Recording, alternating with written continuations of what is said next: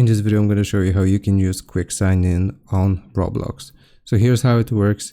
On the computer version, you want to try signing into your account, clicking the login button, and then you select use another device. Now from here, it's going to give you a QR code and also a specific code. Now, how can we use this? You want to open up Roblox on your phone. So right here, I have Roblox on my phone. I'm going to open it, then you will click on more, and then you want to select quick sign in. Once you click on quick sign in, you will enter the code which you just saw generated from your own computer, not my code, your code, and you will just enter it. Okay, so I'm gonna click on enter.